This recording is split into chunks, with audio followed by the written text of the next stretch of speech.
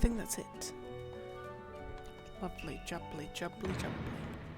Lovely, lovely, lovely, jubbly. Alright.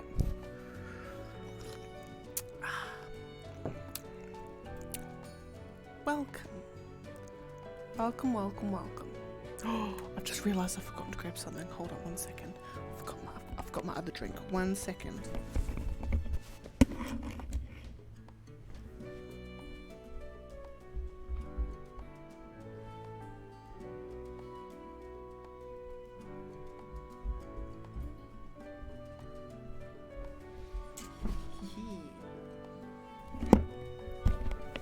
Alright, that's better.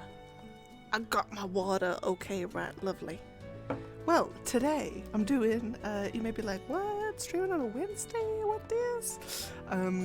So, Le Boy is, what is he doing? He's off up north for a work trip. Back tomorrow. And so I got the house to myself. And I mean, like, I'm gonna be gaming anyway. I mean, as soon as I got home yesterday, I had a shower, made tea, and then played Final Fantasy 14 for like 5 hours. No, I lie, 4 hours. More actually like 3.5. But yeah, so I thought, why not stream today? Because technically tomorrow I won't be able to stream.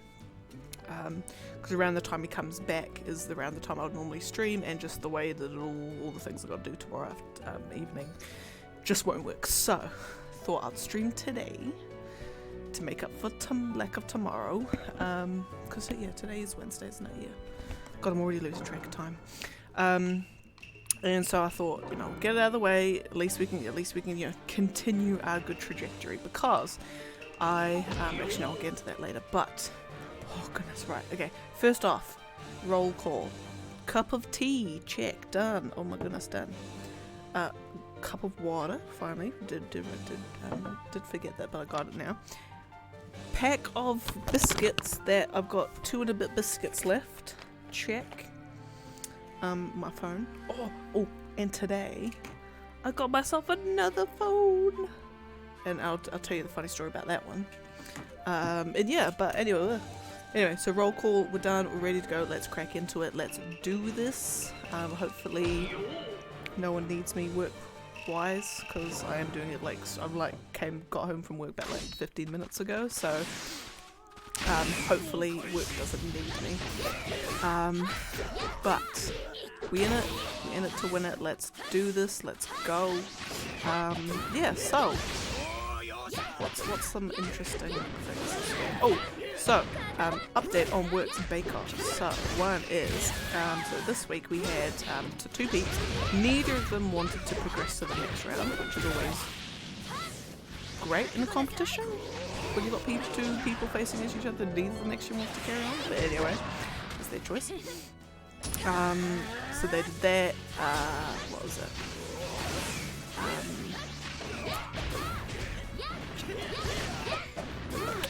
So what they did is they actually decided to shake things up a little bit. They had the same recipe. They used the same recipe, which is like a nice rocky road slice. Same recipe, same ingredients, everything. But then it was really a case of who did it better, because their presentation was actually slightly different between both of them. And so, you know, one of them obviously did win. It wasn't a complete tie, but there was literally only 1 point between them. And I only voted 1 more point more on one of them, purely because their presentation I liked. And I preferred their presentation to the other. But like, that was it. Otherwise they're identical. Yeah, so that was interesting. So now, that's that round done.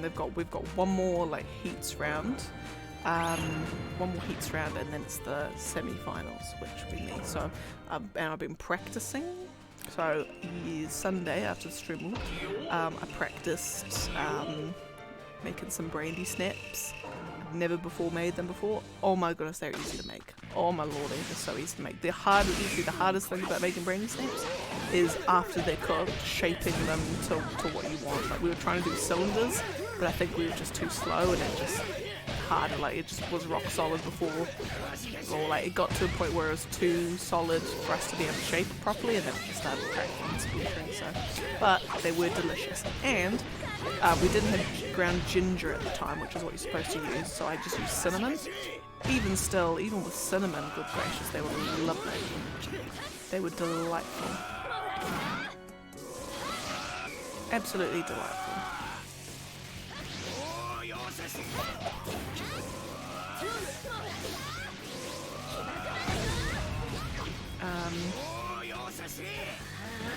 Yeah, so that was great.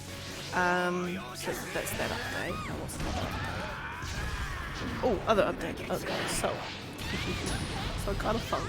Oh my goodness. So I was like, so my phone, which, I wonder if you could probably see it now. I'll hold it up to the camera. So now I held it up to the camera. I think I held it up to the camera before and it just could not see it.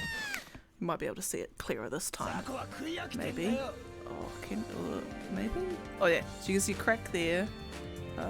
Sort of see a crack there. And then we got crack there, and then we got crack there. So I have dropped it, Lord knows how many times. So it's a bit of a mess. It's still chugging along, it's still going good, but every now and then when I'm trying to do something on it, the screen will just start going absolutely just go like bleh, as if like someone's just like going like all over it. So I'm like, I'm gonna have to get a new phone. So I bought it. They had a Samsung Galaxy A23, which, because when it comes to mobile phones and like which ones are good ones and which ones are bad ones and which ones are you know what it is, like I don't know which one. I mean, to be honest, can it call or can it receive calls? Lord knows I ain't making no calls. Can I text on it? Can I receive calls? Can I browse the internet? And can I play some like word apps or Sudoku games, that sort of thing. And obviously this one could, and I got it off the store for like, it was $114 off, from like down from like $4.99 to $3.80 something. So I'm just like, ooh, that sounds delightful, because I'm not willing to spend more than $400 on a phone. So yes, that was great. So I got it and it finally arrived, and because I bought a case with it too. Yeah, so it's working great, it's lovely, it's fabulous, it's working as intended, but so I bought a case, and then I took the case out of its packaging and I started trying to put it on the phone, and the width wise it's fine, but the height is like a good like 2 inches smaller than the phone is. I'm like, that can't be right. And I look at the box again and I'm like, there's my goof. I bought an A23 phone and an A32 case. So I bought the case for a completely different model. The numbers were the same, so at least I got that bit right. But a whole different phone case. And now because I've opened it, I can't return it, so fun in the sun. I might just put it up on trading. $2 for the case. That'll be what you need. Anyway. Yeah, so I'll sell it for like $10 on trading done. So that's fun, but yeah, so I've only just got today, so now I'm just doing all my apps and stuff. And I figured out with my wordscapes, so I'm like level 5,000 out of 6,000 on there. Well then again, so the master levels unlock at 6,000, but I don't know if that's like a whole, like, if it's just ongoing levels, or like they don't really have a number, it's just a randomly generated thing, or they're like set levels like the 6,000 before that. But because the problem I had with my previous phone before this one, which also cracked into oblivion because I keep dropping all my phones all the time, is I've got the Wordscapes game. I had the Wordscapes game on that. Got to like level 5,000 and something. Phone breaks. So then I get it on this one, and then of course I download the app, and obviously all my progress is reset, and it doesn't use like like in Google Play there's like you can like save your progress on some apps, but it doesn't use that feature.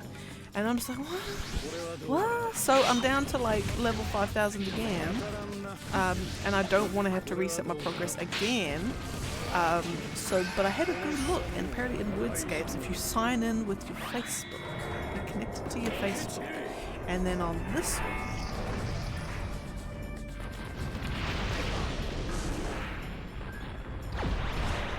is that sound?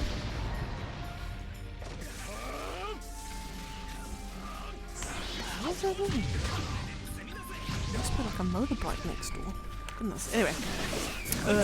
Yeah, so if I sign in on my Facebook on my new phone, then all the progress comes over. And I technically haven't deleted my Facebook, I've only just disabled it, so maybe that might work. But anyway, long story short, I don't want to have to restart again on my Wordscapes. I've put far too many hours into that game. Against all the, and you know, into too many tournaments against all the moms. And because okay, and this is gonna be my rant. I'm now entering my Wordscapes rant because my goodness, I can rant about this. So on Wordscapes, technically every weekend for us. So yeah, technically every weekend they have a tournament. So when you do puzzles, you get stars, and you get however many stars you get depends on the puzzle. So you basically have to just do puzzles, collect stars, and the more stars you get, the higher you go up on the leaderboard. Yeah, and so then every weekend, the top 20 actually people on the leaderboard, they get points or coins. Well, technically everyone does to some degree. You get points that go towards getting a crown for that season. So like winter, summer, August, spring, autumn, spring. You can get a crown. So, and your crown like develops and gets fancier and more stuff added to it the more coins you get in that season. So like the max is like 350, you get like a super crown with all the frills and flowers. And like the first crown you get otherwise would be like a simple mythic tiara. So every weekend you do your tournament, you try and get to like the top 3 ideally, obviously you'd want number 1. You try and get the top 3 so you can get lots of coins and get your crowns, because there's only so many weeks in the season, and so there would technically be, you'd have to get like top 3 at least a couple of times to be able to fully max your crown out. So that's fine, that's all good, that's amazing. My rant comes from the sheer time that some, and I'm not going to call them Karens because they don't all look like Karens, but okay, first I'll start with what they do and then I'll talk about the stereotype that I have for them, or that I think that they are. So they will, in the span of when you finish a level and you get your stars, and then it takes you to the little leaderboard and you see your stars added, and then it shows you your place. There'll obviously be a group of names, because I think how it does it is, rather than you facing every single person in the whole world, it'll get like when you first do a tournament level, it will kind of like put you in a pool of probably about like 100 other people that are also doing it or had started doing it around the same time as you. So you're not suddenly chucked in with a group of people who have already done like 100 levels and they're just miles ahead of you. So they'll put you in people who've started at the same time, so you kind of have the same amount of time to do it. So that's how they kind of make it fair. So that's all well and good. So you'll see the same names for the whole span of that weekend. Same names that you're trying to beat. So you will see so let's say, just to give an idea of the length of time, and I would consider myself a good Wordscapes player. I would consider myself, rarely do I struggle on a level. I would say speed-wise, I reckon I'm above average speed, I would say. No, I rate myself, essentially. I think I'm pretty good. When it comes to word games, I'm very good. When it comes to maths, yeah, not so much. Anyway, so my speed, you could probably get 1,000 stars in about, if you tried, if it was all you did, probably get them in about, I would say 3 to 5 hours would get you 1,000 stars. So okay, and that's ballpark numbers. Could be way less, could be way more. So that being said, so you're facing off against your peeps, and you're thinking, well, I'm going to assume these people are in America, because they will generally seem to climb stars more, or at certain times of the day you'll see their totals like stagnate for a little bit, like just stay the same, and then you'll see them start climbing. You're like, okay, that's that country's active hours. So I can so a lot of them tend to be in the US time zones. So that's fine. So I go to sleep. I'm playing at like 11 o'clock at night. I've got like 1,000 stars, let's just say. And the next person behind me, because I'm number 1 of the leaderboard, the next person behind me's got 300, let's just say. Because a situation like this has happened. Where I then wake up the next morning, and I might be on a break at 10 o'clock on my smoker, and I'll finish a level, and suddenly I'm now like 10th. And the first person who had 300 stars has now 3,000 stars. And I'm like sitting there going, okay, how many hours has it been? It's been about 12 hours since that. You are telling me that this person has had the time to sit there for hours upon hours upon hours and play this game to get all those stars. Like, the length of time that passes and the amount of stars they seem to get is like off. Like, something's off. And what I think it is A, one of two things. Either they spend a lot of money and buy a lot of power-ups, so they don't have to think, they just use the power-ups to, send the rockets and show all the letters and all that sort of thing. They use some kind of power-up system, where they've got a lot saved up or whatever. That's one, because you can just speed through puzzles like that. The other way is literally, and this is where my stereotyping comes in, they are someone who doesn't have a job. They just sit at home all day, every day. They just sit at home because, and now I'm gonna do this is gonna border on like sweeping generalizations. In fact, no, it's not even bordering on. It is a sweeping generalization, and maybe a bit, maybe has some jealousy in it. Let's just say. So these people who have I'm gonna say, and full on stereotype as well. Rich husbands who work. These people are housewives or people who work like 2 hours admin job at lunchtime, or 10 like 9 o'clock they go in and then at lunchtime they're done. They do that and then they just sit at home because they've got no kids or they have adult kids. They sit home with their cats and they just sit on their couch with their cushions and play this game every single day for hours upon hours, and it is the only source of enjoyment and love that they get in their life. Okay, that bit might have been a bit too much, but the sentiment's the same.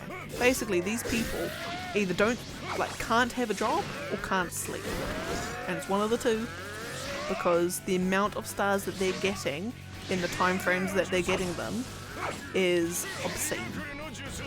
And me, who prides myself on my wordscape's prowess, and also prides myself on having a semi-good job. I'd say it's a decent job. Back when this was an issue, had a less decent job, but still an alright job. No. So I'm just like, basically, I was just mad. I was just mad that I'd keep getting pegged down the leaderboard because these people just seem to have so much time on their hands. It's just like, man, it was just so unnaturally much. And yeah, but anyway, it didn't necessarily stop me from doing well. The only times that I wouldn't get like some good crowns is literally if I just like completely missed like whole weekends, and that's on me, not on anyone else. But it's just like, it just made me mad. It just made me mad. These people are cheating. Well, they're not cheating. They're cheating by not having a job and spending all time on apps. Yeah. Anyway, Wordscape's rant over. Long story short, I'm just going to get on my new phone and hopefully won't have to restart my podcast. Okay, and then yeah, so that's my new phone list. And yeah.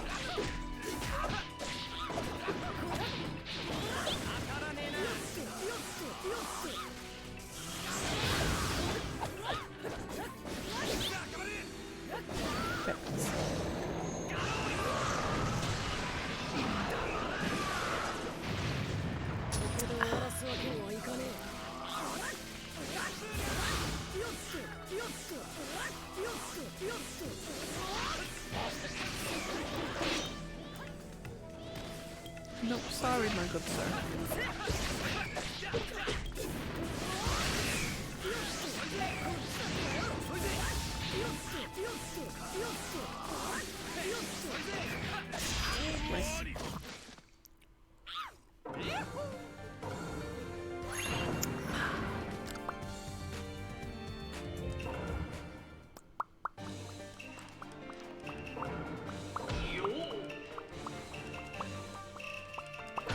That was it. That was I just remembered what it was. So, did some more crunching numbers.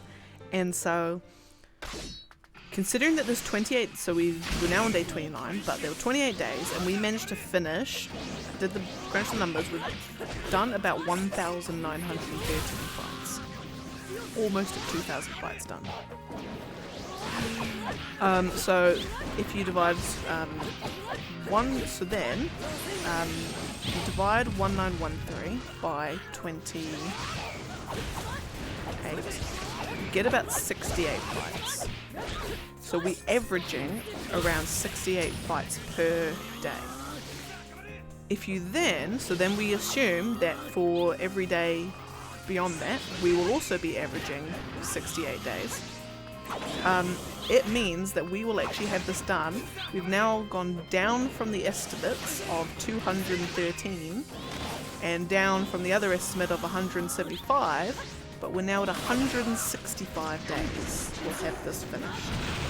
And that obviously is assuming that it's 68 fights per day, and I know that that average will have been brought down quite significantly because the first few days were kind of, what's the word, like, inefficient in how I did it. Like, especially the first like 2 or 3 days is like we would get through like 30 fights. Like I've essentially almost over doubled the amount of fights I can cram in, which is fabulous. So that's good, and that will have brought the average down quite significantly. So as we go higher, as we do more days, I'm sure the total number of days will come down. I'm expecting probably something around 160 days. I'll be happy with 160 days, which probably puts the end date still somewhere around October. Maybe even, October next year. We're probably looking for this all to be finished. I am. Well, technically, like, even though I've done about 1,913, but what that looks like percent-wise is 16%. So it's like what I was saying like last time. Like the fight, like the numbers are both small, like they seem small, but then they also seem huge at the same time. So it's weird, but like, yeah, but we're getting through it. And I mean, I know a lot of people that would have been like, I'm bored, like I can't be bothered doing this anymore, but I'm just like, I'm still having a blast. Well, I'm having a blast. I mean, it's very much something I don't actually have to like expend too much brain power doing. Although I probably should in some fights, otherwise I'd win them. Well, you know, win the fights that I've lost. But it's just like 4 hours a week, just chilling, and just getting through these. And I think just the satisfaction of seeing the number go down, just see that number slowly go down. You know, when we hit like 5,000 left to go, it means that we'll have done over 6,000 fights. You know, it's just like, just the sheer volume of what that looks like. And if you think about it, like, actually, I'm going to crunch some more maths. So if we say, let's just say that each fight is about, let's go, each fight is 2 minutes.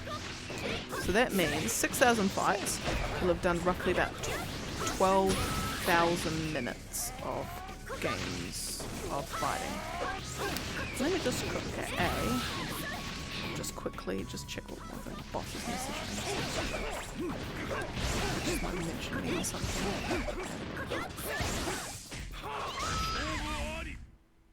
activity. Mention me. Oh, mention this was fine. Don't even worry about that. Okay. Calculate your. Let's go. Let's go. Oh my goodness. This is exactly why I've got a new phone, because my phone keeps like mucking up. I can't even open the calculator because it's opening up my banking app. It's opening up every other blibbing app on my phone. And I'm just trying to get to the calculator. That's all I want to do.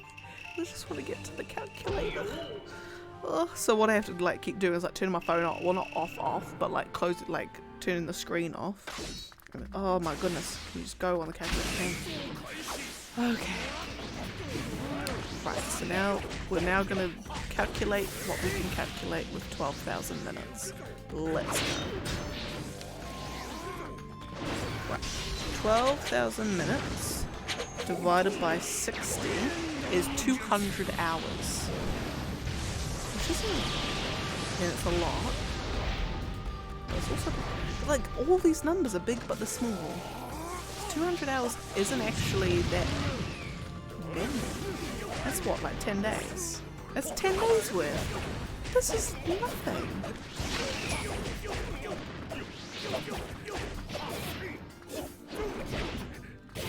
That's absolutely nothing. So you divide that by 24. Oh my goodness. No, I don't want to.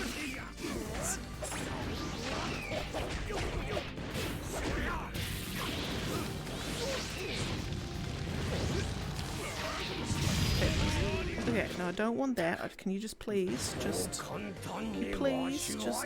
equals that. Divide that by 24. There we go. Oh my goodness, not 20,000. Oh my god, okay, now I've got to turn my screen off again. It's just having an absolute meltdown. Right, AC. 200 divided by 24, thank you. 8 days, 8.3 days. That is nothing. That is absolutely nothing. So by the end of this, no, sorry, that's 6,000 fights. So that's not even like the whole way through. Okay, never mind. So what we do in that case then, so 8.3 days will get us over halfway. So if we go 11227, which is the total amount of fights we can do,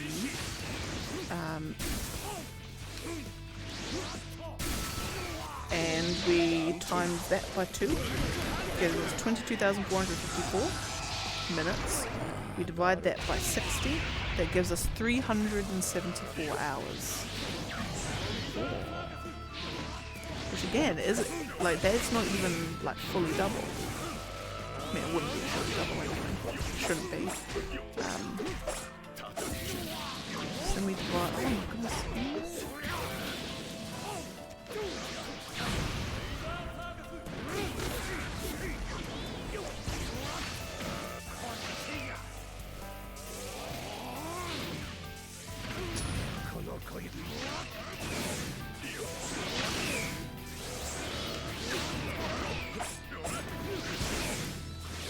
Oh my god, I think the Kage is just having an absolute, like, it's going 100 years.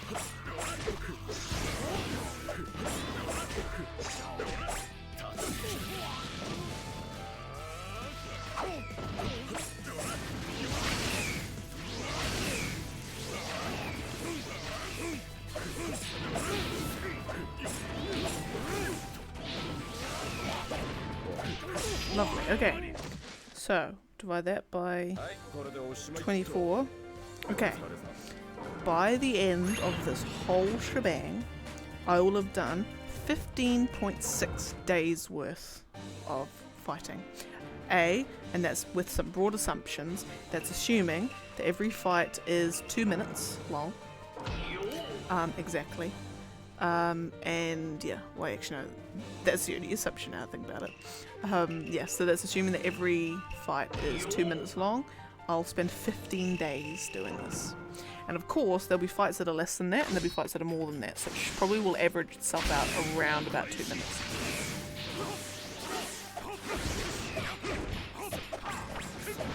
Because I think it counts, so the timer at the top isn't minutes, it's counts. Oh sorry, it's not minutes, it's not even seconds, it's counts.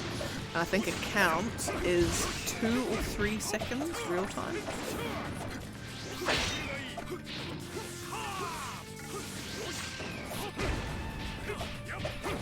It's 3 seconds.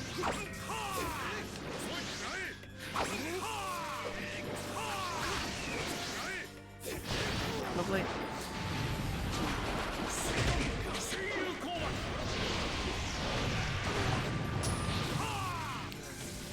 But still, 15 days worth doesn't even seem like really, when I like when you try and think about it, I mean it is ages, like a long time. It's 374 hours, but it's not as long as you would think.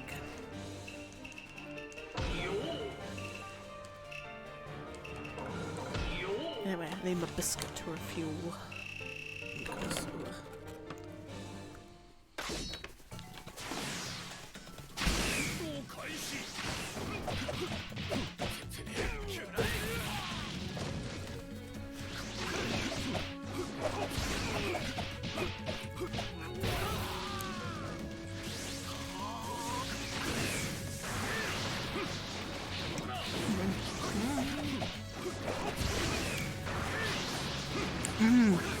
now, I've been oh thank goodness, that fully glitched out. Been looking at some fabulous gaming news. So, a couple of juiciness. So one is we have the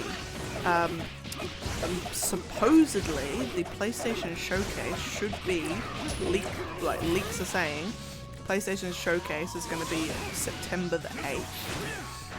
And of course everyone's now going like, oh my goodness, what are they going to show? You know, they're going to show God of War Ragnarok, are they going to show, I mean, there's so much that they could show. I'm kind of like, I'm just hoping that it is a thing. And, because I saw someone mention it on Twitter, but there's a game and I can't remember where they showed it. Whether it was, I don't think it was E3, or it might have been E3, or it might have just been the Sony showcase. They showed it back in, I think, 2019. Oh, no, it was earlier, no, it was before that. No, earlier, no. After that, should I say. Called Lost Soul Aside, and it's from a Chinese studio. Oh, their gameplay, or it was some beautiful shit. Oh, excuse my language. It was some gorgeousness. Would be a better way of saying it. It was just like, I mean, it was flashy, but I love flashy stuff. Oh my goodness, I love flashy stuff. It was beautiful, but then it just kind of just went silent completely, and everyone's just like, is this game still a thing, or like what's going on? And it was supposedly at the Sony showcase it's going to be brought back to life, because my god, it looked amazing. That. So hopefully there's a Sony showcase. If there is,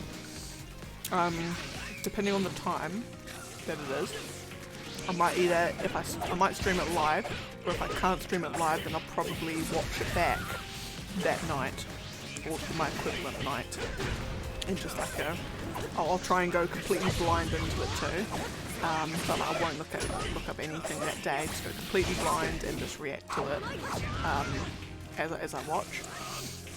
So there's that. I think the Nintendo Direct is also supposed to be coming up soon. So everyone's like, please, please, please, please, please, Breath of the Wild 2, more details. Or announce the next 3D Mario game. That would be, because Odyssey, my god, was fantastic. I was watching a speedrun of it recently. Yeah, speedrun of it. Oh, quality game. Yeah, so I hope there's that. What other gossip news? Today actually, it was just today. A few hours ago, the Game Informer's done a covered the new gameplay and everything, and it's from God of War Ragnarok. So we got like, I didn't read it fully, but like they've got like, he's got like shields now for like different kinds of things. You've got like shields that are more for carrying, more for like blocking heavy attacks, and I don't know if you can like upgrade them as you can the axe and things. Oh, and then the axe and then the blades can have their they can have elemental attacks or like elemental stuff added to them. So you can it's like, oh, lovely, fabulous. And then yeah, there's just more stuff that's fabulous. Oh, and that reminds me, there's the other one, the other big one, which hasn't been confirmed. It's just a leak. It's a rumored leak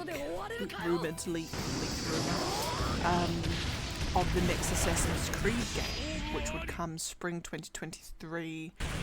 That would be, I'm assuming, April 2023, but I don't think it will, because the Odyssey and Origins and Valhalla have always been released in October, November, so possibly in December, so I'm not expecting the date to be right. But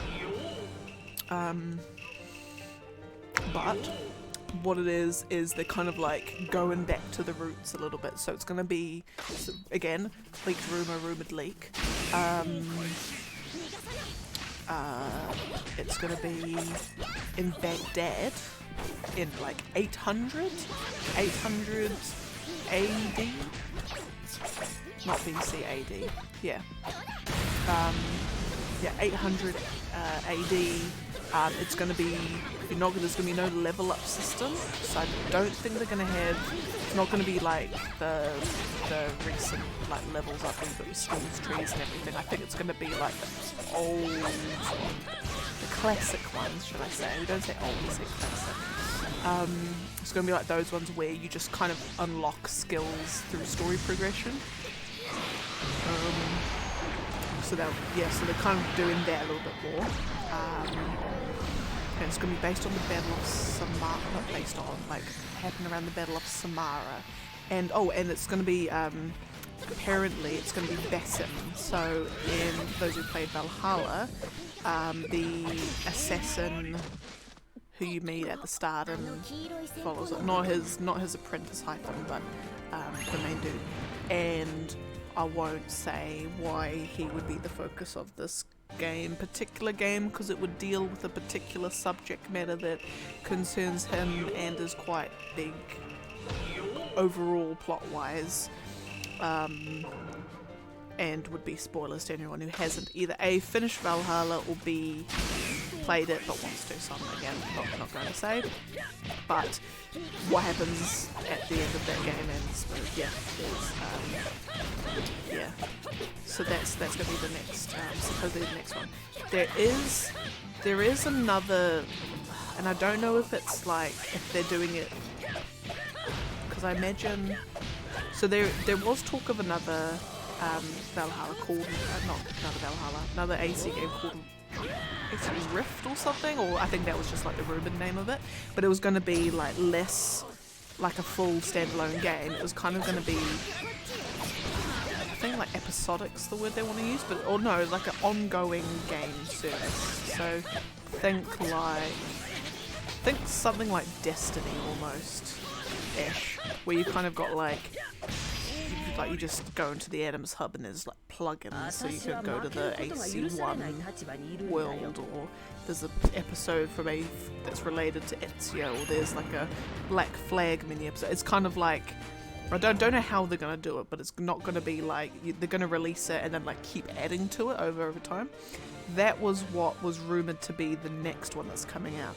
So it sounds like they're still going to do that, but that's not going to be, like, it's not going to replace the main games, like the main series with just the standalone one location, that story. That's still going to be that, but alongside it you're going to have this other game with all these like plugins. And because I know that seems to be what, and I wonder if Ubisoft and Square Enix were thinking the same thing, but it seems to be very similar to what Square Enix is doing with Final Fantasy VII and what's it called? Ever Crisis, I think is what it's called. So it's a game, I think it's a mobile game. But what it is, it's like an ongoing game. So you get it once, and they just release episodes to it, and it's just like it tells different stories from characters in the Seven Universe or events or just something. It's just, but then they don't have to. Like, it wouldn't replace the other games. It's something that just goes alongside it if you want some extra. If you're absolutely obsessed with it and you just need some extra stuff. I think it's that. So I think that's what they're doing with that, like, futuristic AC. I think. Again, all of this is leaked rumours leaks. So I'm just trying to piece together what I know. But doing the Baghdad one is our next logical step. Story-wise, I can see the logic behind why it'd be that. Not the location, but the character that they're doing it with. So that's fine. Yeah, but I just I think as game companies nowadays are being even more. You almost wondered to, like, especially with the fiasco of Diablo Immortal, you wonder if game companies sit there in their big boardrooms and go, yeah, maybe next time let's, like, not do microtransactions. Like, let's not do all of this. And you kind of think, like, how are these game developers? Well, actually, no, it's not even the developers. It's the executives and the creative. It's not even the creative people. It's just the producers. Like, it's the whole, like, movie producer stuff. Again, but for games. But it's just like, how can they? Why are they still so stupid? Making these stupid decisions when time and time again it's been shown not to work. Anyway, that's a whole other conversation. But what I think Ubisoft is wanting is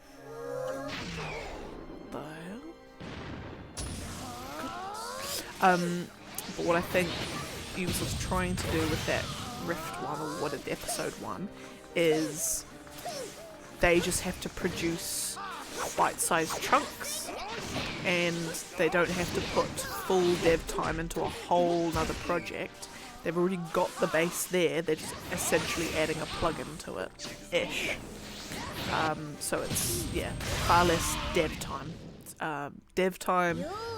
Everything. And because it's an ongoing service, they will put microtransactions, and it will be monetized in some way. Like, each episode to buy is like $10 per episode.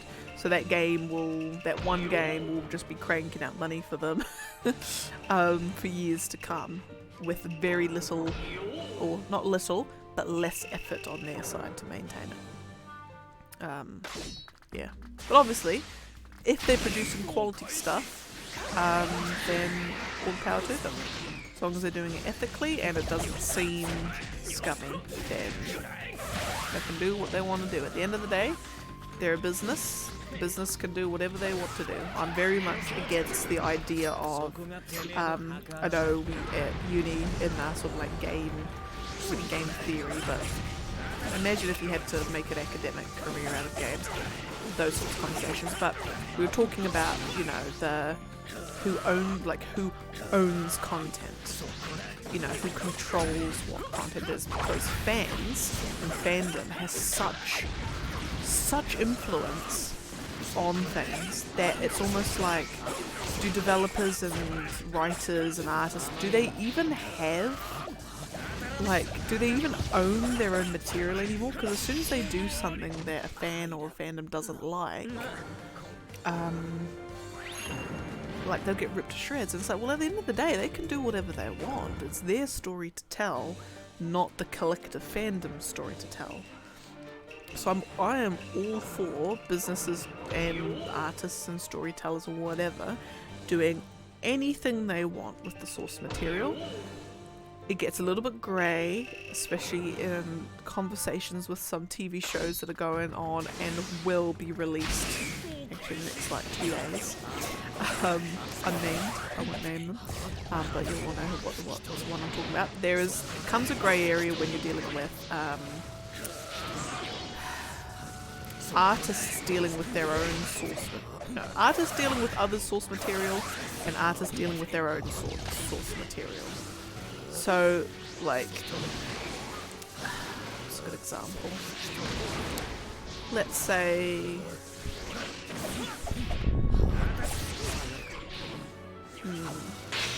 we go. I know one. Tolkien. Yeah, relevant, I suppose. If he decided in his sequel to The Lord of the Rings called, I mean, there's a couple of sequels, but there's the appendices, but in a sequel to Lord of the Rings called The Shire Rising, I don't know, some whatever, and suddenly, for an inexplicable reason, no reason at all, never explained, no motivation behind it, Samwise Gamgee is now selfish, a lot more selfish than he was. Didn't particularly care about wrongdoers or looking after Frodo or anything like that. He just kind of just became a bit me. And for no reason. And Tolkien's like, well, that's just what I wanted to do with this character. It's like, it becomes like, it's a difficult question, and I don't think it's a question, I don't want to say it's philosophical because it's just making it a bit too pretentious it needs to be, but the question is, you know, Tolkien as the creator of Sam, can do whatever he wants with the character, like completely. Of course, if he did go that direction, the backlash, the heated discussions and general dismissal of this would be like, you know, profound. No one would like that decision. The decision wouldn't be liked. But Tolkien has every right to make that decision.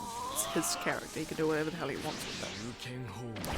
So at the end of the day, we as the consumer shouldn't, I believe, shouldn't be able to have a say to tell Tolkien, in this particular instance, I'm of the belief that you shouldn't be able to get a fandom to say, no, he can't be like that, you have to write him this way. It's kind of, I've never actually seen the film Misery, but I feel like it's something similar to that ish. I feel like that can't be the, like, I don't think that that's the right. When you're dealing with, let's say, someone else was writing the sequel to The Lord of the Rings called Minas Tirith Rising or Minas Tirith Fallen. I'm using those because I just think there's just such stupid like names for things, like something rising and something fallen, or anyway, separate conversation. If someone else had done a sequel to The Lord of the Rings and they had made Sam selfish, miserly, doesn't really care about anyone and anything, just wants him and Rosie to be like, you know, yeah, soz, we just live in our life, leave us be. If that was the case, now the question is asked, are the fans of the original, are they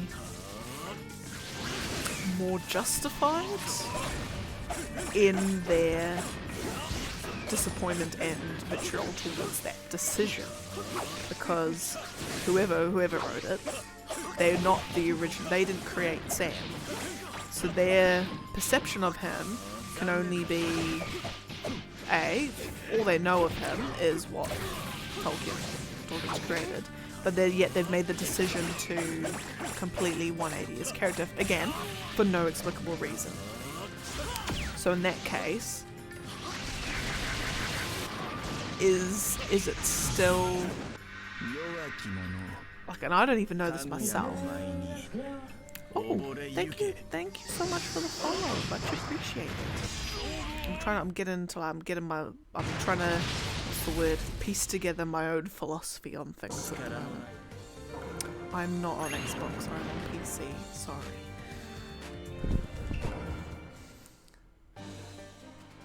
I'm playing with an Xbox controller though, but I'm on PC. No, not Killer B, I want A. Rip.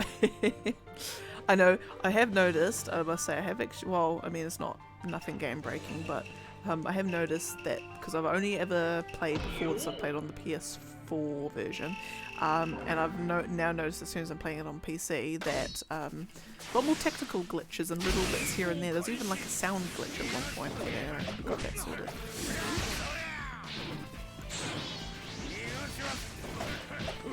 Oh, thank you.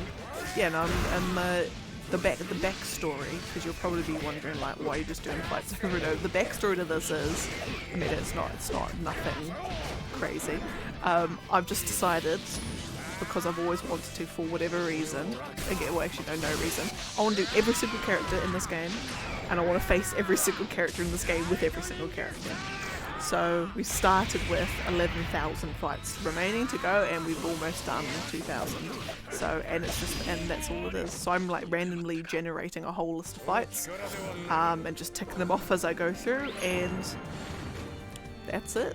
That's what we do. We just sit there for a couple of hours, get through some more fights, make the list go down, and then just have some bants while we're at it. And also finding there's things about this game, and I've played this game over and over and over again, but the things that I'm like discovering about it are like crazy. So like there's now graphics glitches that I've never encountered before. There's destructible environments which I've never noticed before on some things. I've unlocked DLC characters without oh, thank you for the follow. I have watched Naruto. When I was like 8, 10, 9, that's when I started. I actually started playing the Ido Madara versus. Oh goodness. What a question.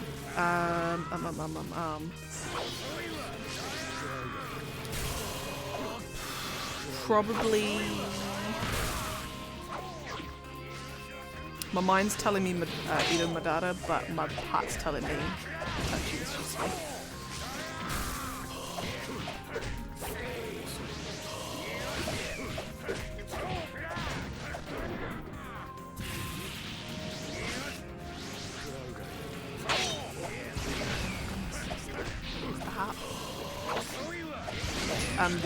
The other thing I noticed about this game though is I hate. There's now like a list of like 5 characters that I thought I enjoyed playing as, and then as I do more of this, I realise actually they're rubbish and I hate them and they're awful. Young Shino being one of them.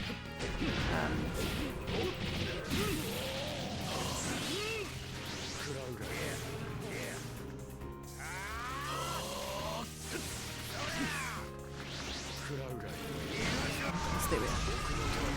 And then, because I've also noticed, because I know that it was more obvious for the ranged characters like Tamari and Tenten, all that, more so than the other ones.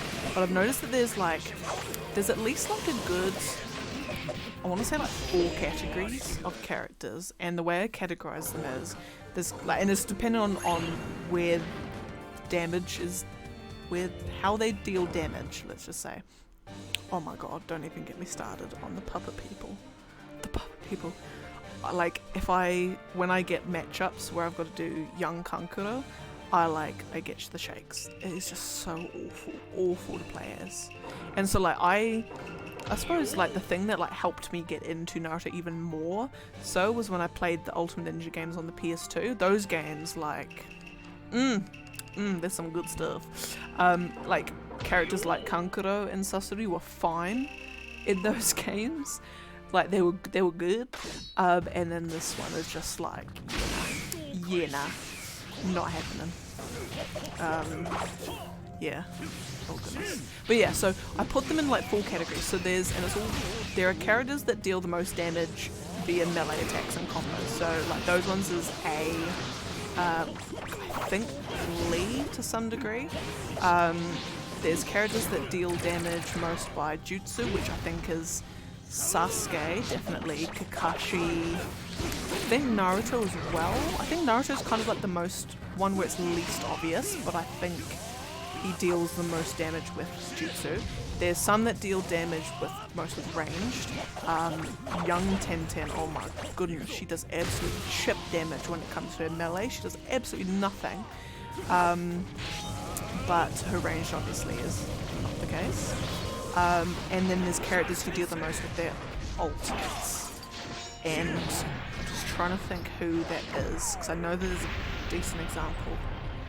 I'm trying to think who it is. There's one where it's like really obvious. I think it's... I want to say it's Kari? I think? Yeah, anyway. So that's so those are the kind of categories, and like as I do more of these, I'm kind of like, oh yeah, that character I should be doing the melee combos with, that character I should be doing this with, so on and so forth. Yeah. I know Kisame.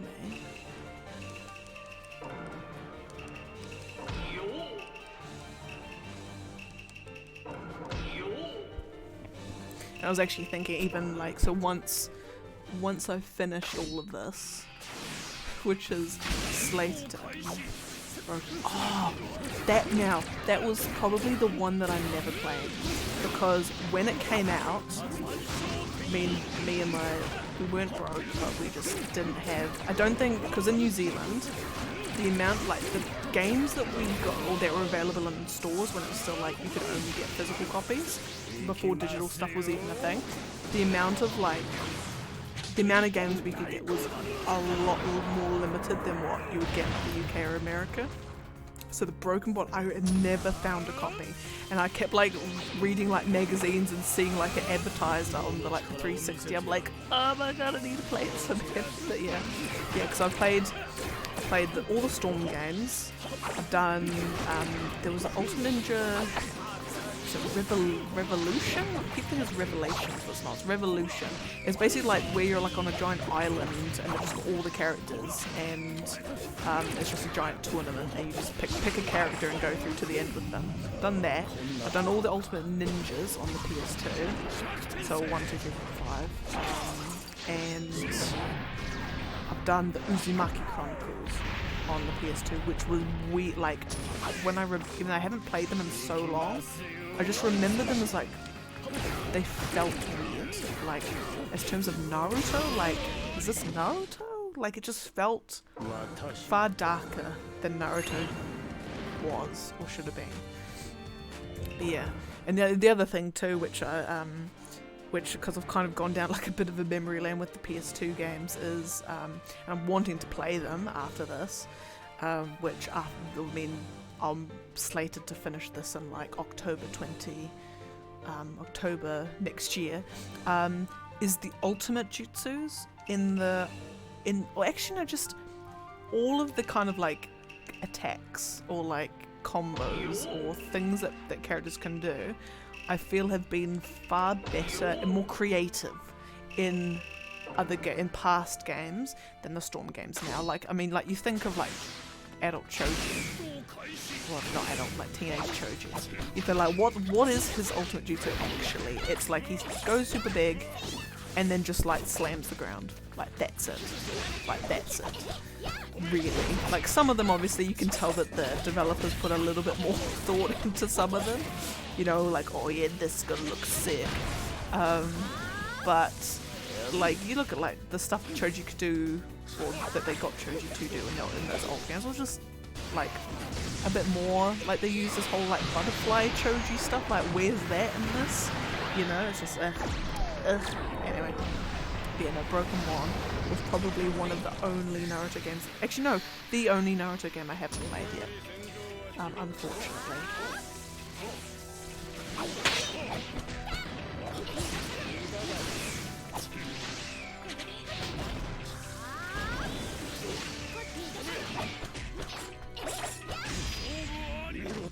Yeah, like I've even played all the ones on like the Game Boy Advance and DS, all of those ones too. Oh, and even the ones on the PSP. You saw the DLC. Ooh.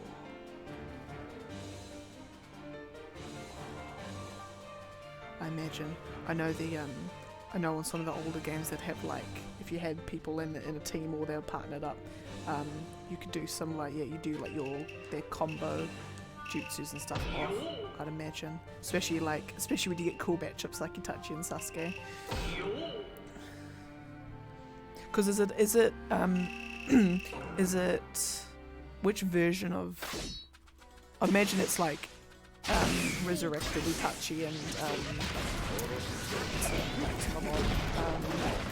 version of Sasuke that he's got the Rinnegan, I think.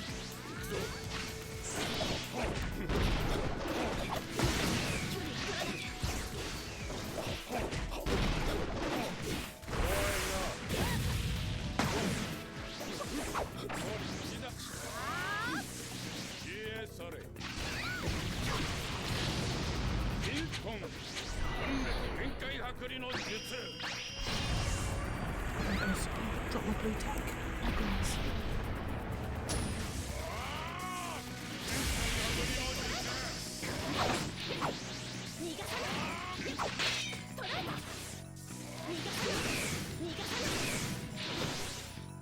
No.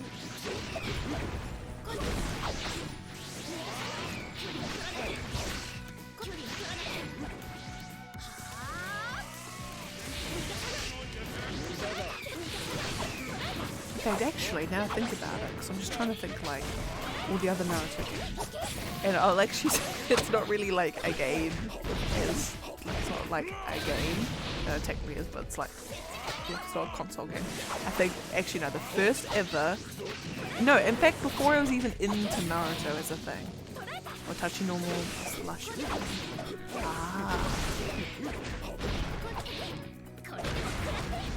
Because I think so. I had on the PS2, oh not on the PS2, on the PS4 version of this, which was the first one I got.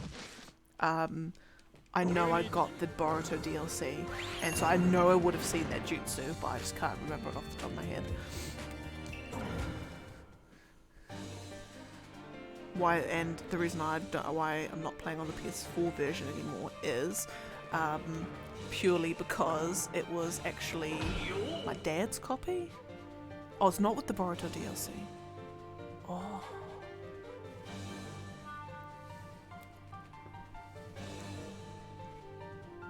Oh, it's just when you do a team fight, or you pick a team battle.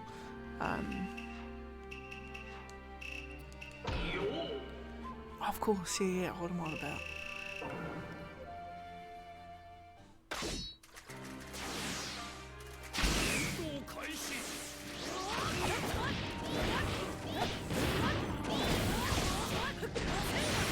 Yeah, so the reason why I do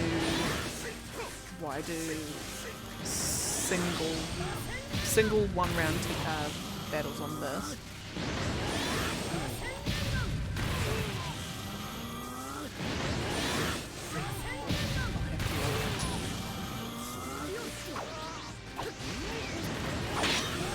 I'll have a look later.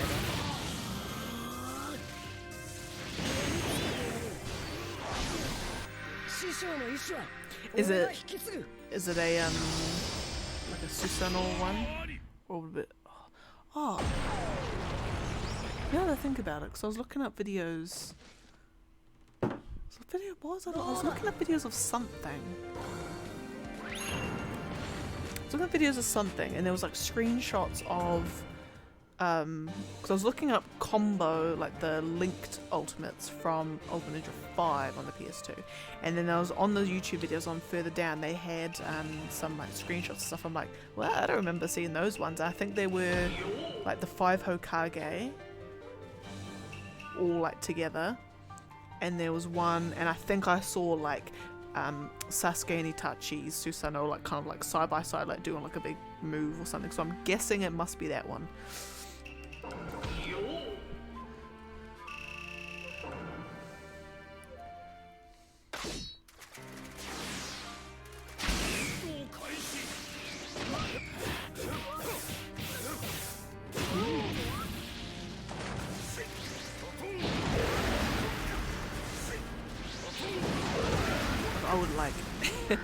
I would like Bandai Namco, if you can like hire me. Like, wouldn't that just be such a great job? It's like, you're right, you guys are in charge of cut off storyboarding out, like just coming up with the idea for the ultimates, and you're just like, oh my god, yes, like, could I please get the cool characters, like the Sasuke's and the Itachis, and then you just like, and then you sit there and you're just like, right, what would be the coolest, like when the kind of like those like fan animations that that people make on YouTube of like the fan, I don't know, I think I remember seeing one as like a Rock Lee and it was like Rock Lee and Goku. It was some, or maybe it was Rock Lee and Yuffie, or not Yuffie, Luffy from One Piece. It was like when you get those fan animations and like people do the most insane stuff with that, and it's like, yes, you're actually using the characters like they should be used. Like, but just imagine that. Oh, it'd be the most fantastic job. You're just like, my job is to make, I don't know, Yamato look absolutely sick. Oh, it'd be fantastic. You get paid money. Get paid money to do that. That's amazing. Anyway, sound's just going to cut out for a bit because I can't for the life of me seem to get Steam to not pause when I do this. But I'm just updating the fights from that I've got remaining list, because now we're down to 279.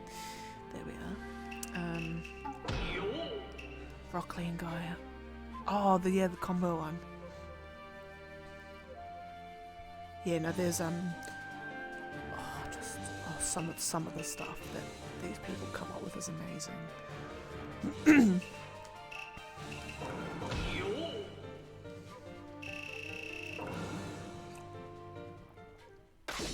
Because there's characters that back like when I first got into Naruto, this is like I kind of me being young, but even though it's not even an age thing, like I kind of based which characters I like on how cool their moves were. So like, well, so Sasuke was my favorite character purely because I was a young preteen girl, and I mean it's Sasuke.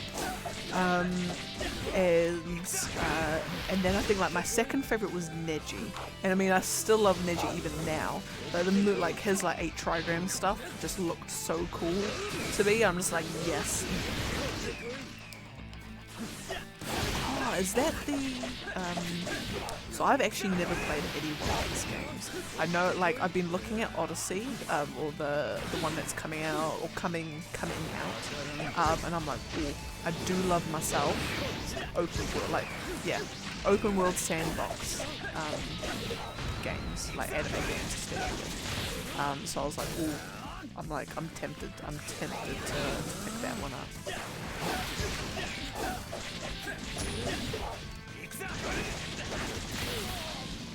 So I think Sasuke's definitely my favourite, and also his moves did look cool. And Neji was my next favourite because his looked cool as well. And then who else did I like? I think.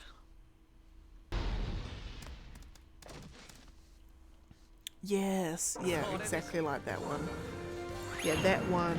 I mean, I suppose you could call, well, a couple of the PS2 Naruto ones. Well, actually no. I think about it. All of them except for 1 or 2 were sandbox as well, and the first Storm game. I don't know why they didn't. Oh, and this was the ish. Like, oh, they all actually know to some extent, but not to the extent that like Kakarot and that is, which is what I like. I'm like, give me like a giant game.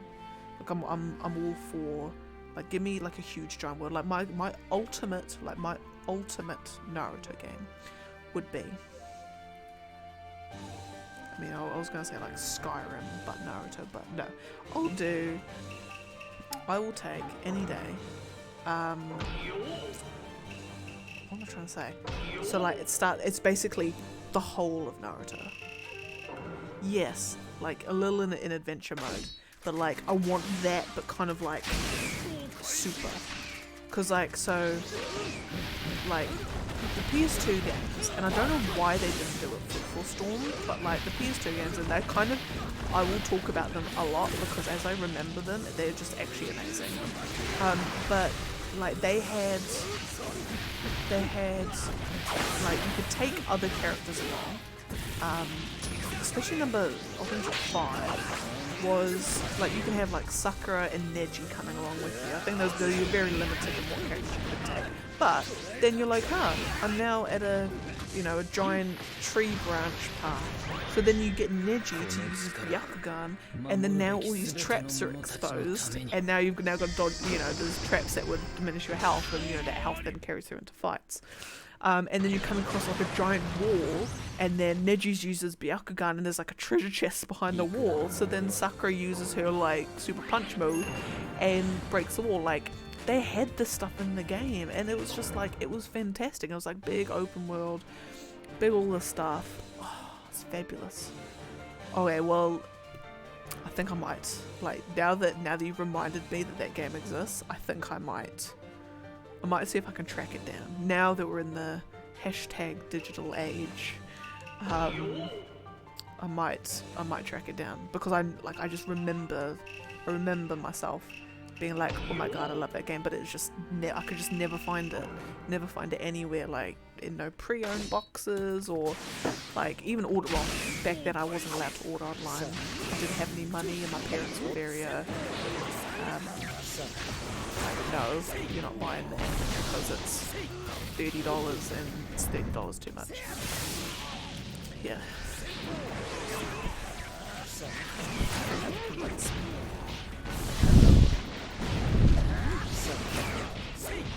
Okay, now I have to ask this. Of everyone who likes Naruto, and I happen to be playing as him as you're watching.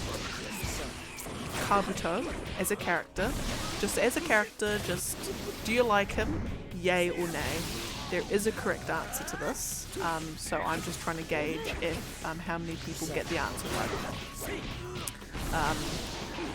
Like, not necessarily like we're not looking for how cool his moves are, just Kabuto throughout the ages, yay or nay? And yes, there is a correct answer to this one. You could probably guess what it is.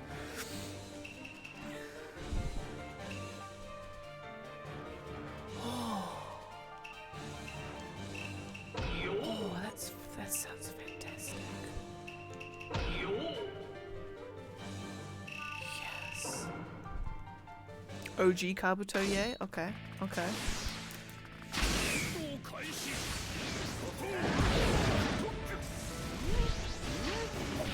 Interesting. I'll note that down in my little notebook.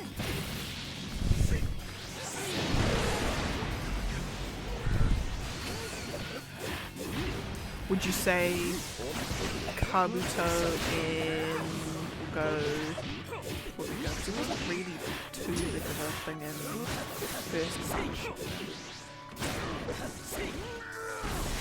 Would you say Kabuto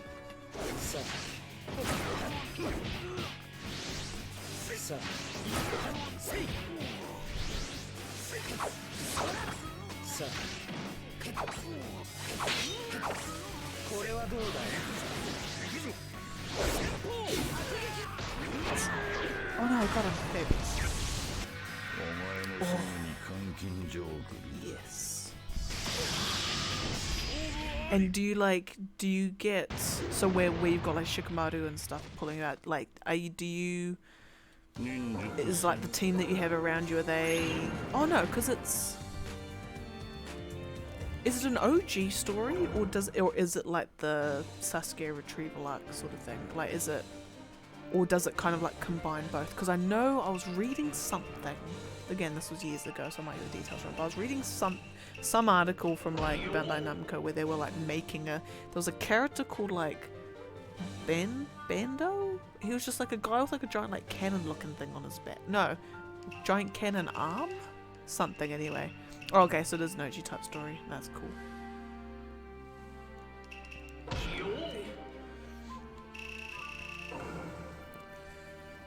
Yeah, like I find that when they do the OG stories, I find it better. Oh.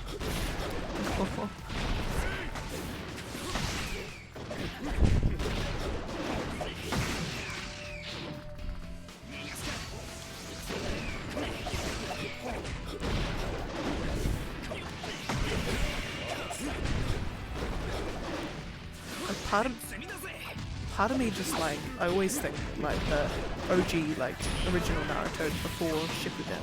I just like, just overall, I found it was just such a, I mean obviously Shippuden has its god tier moments. I just found just generally, I enjoyed the arcs of OG Naruto more. Yeah, but I find when Bandai Namco does their OG stories, I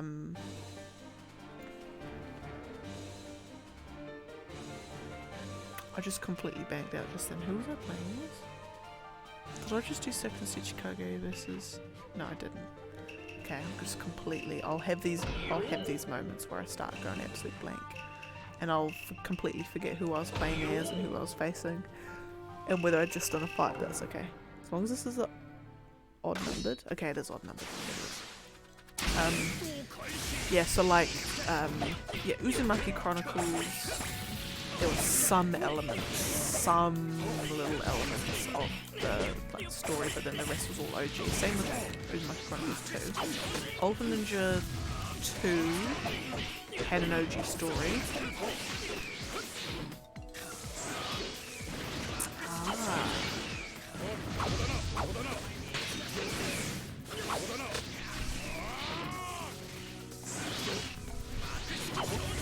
Okay, yeah, so yeah, because I know, yeah, Storm does that. Comes up like the big fights, there'll be like the QTs and things like that. Yeah, this sounds like, it sounds like my type of game.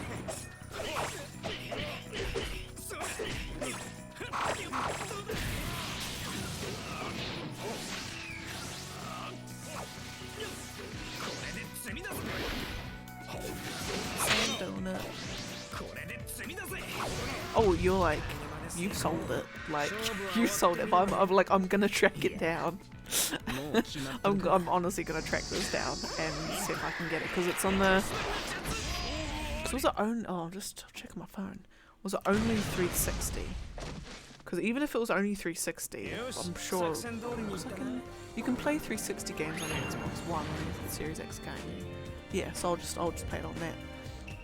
Let's have a good. Oh, and also just because I realised that it's getting dark, I'll just turn the light on in the room.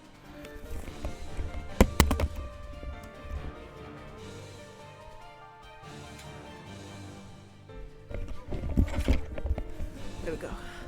I mean that light's negligible, but it's something. Oh yeah, no, hell, like hands down, I'll be streaming it. I mean, I'm trying to like, I want to be streaming because.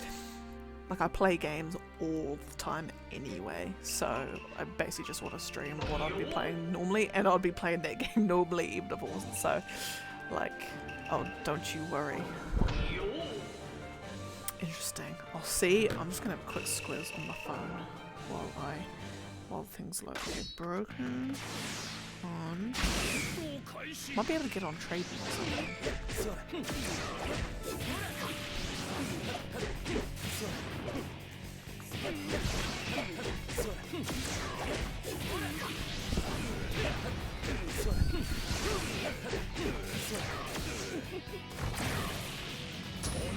Oh yeah, and so with these fights, what I try and do is I try and get an ultimate jutsu in at least once.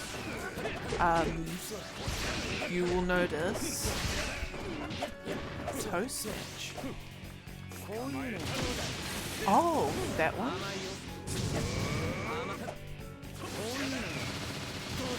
So I only learned what the because there was like the first Hokage was doing all these like summoning all these gates, and Yagura's doing all these water mirror portal things. I'm like, how the hell are these characters doing this stuff? And then I look at the moveset, it's like tilt and B, and I'm like, what the hell does tilt mean? And I was trying everything. I was like tilting it slightly and pressing B, and like nothing was happening. And I'm like, but then I eventually learned how to do it, and then I was very happy. I was very pleased.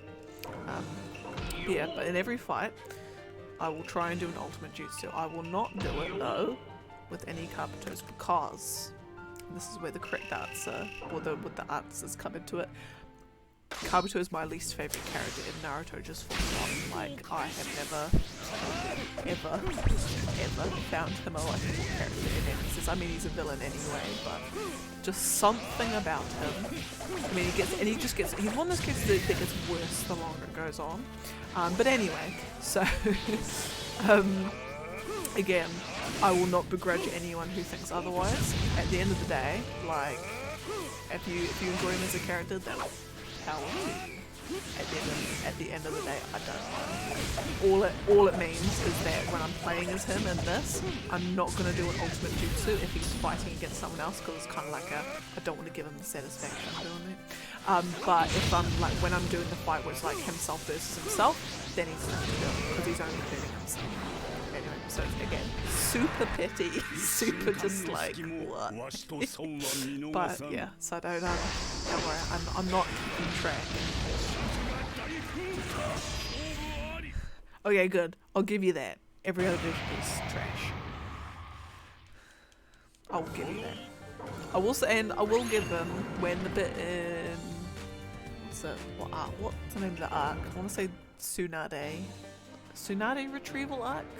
Tsunade whatever arc. The bit where she like bizzes him. That's not the right word. What's the word? Where she like? He is a wannabe Orochimaru, and it's just like, it's kind of like, it's just like, just the implications are so, like, just this thought process is creepy, like, oh, Orochimaru's dead, I want to be like him, how do I be like him? Well, rather than like, just being someone normal, I'm just gonna cut off his skin and start like grafting his skin onto my arm, and I'm just like, that's like stalker level. That's like the kind of stuff a BTS fan at the chance, you know? It's kind of like, that's the one. That's the one. Yeah, that one. Where I will say, I'll give him, the only thing I'll give him credit for is when Tsunade does her chakra blade, whatever thing, and she like rearranges how his nerves work or something, but basically like he can't move his body, but then he slowly works out that like, oh well, the nerve is connected to my right arm, controls my left leg, and then he's just able to slowly work out how he can move his body again. But I'll give him that, like, that's pretty smart, but that's all I'll give him.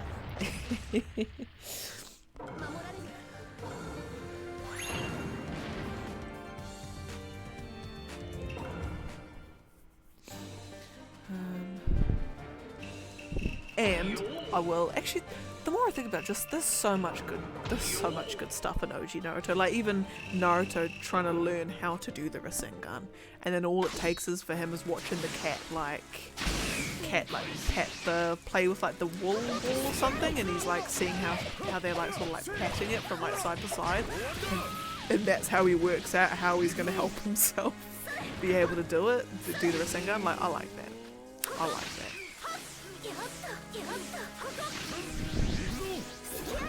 Like, Naruto's always suffered from Mary Sue's syndrome, or like the male version of it, Gary Stew. He's always suffered, like he's always felt a little bit like that for me. But it's moments like that do show he's not perfect at everything straight away. Oh, nice. I have to have a check out when I finish this.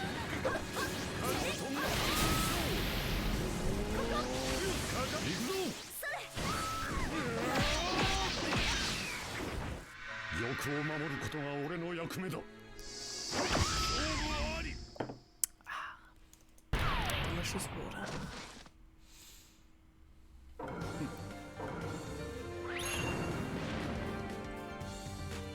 Oh, actually no, because that reminds me, I was just thinking about Naruto that because one of my favorite things to do, and I always do it after playing any game, or after finishing any game, and after like watching any movie.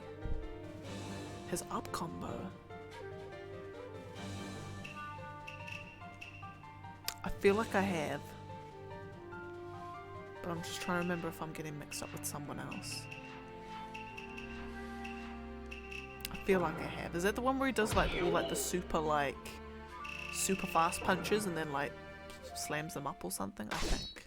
Could be very wrong on that one.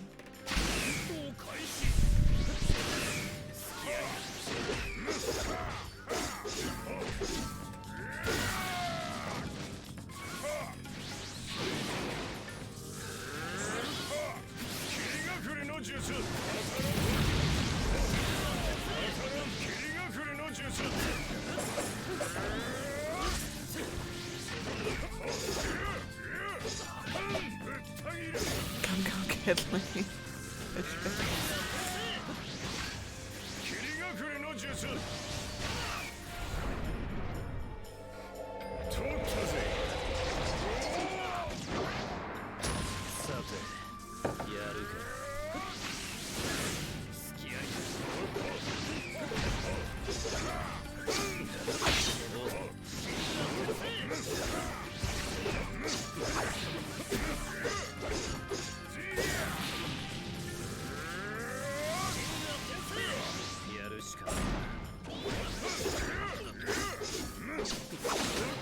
Yeah, sorry, so yeah, one of the things I love doing is what's called fridge logic or fridge brilliance or something. It's like a weird internet name for it, but it's basically kind of like when it's like the moment where you go, oh, that's why that particular thing is a thing, and oh my god, it makes sense. It's like kind of we have that moment of like, oh my god, like shower thoughts ish.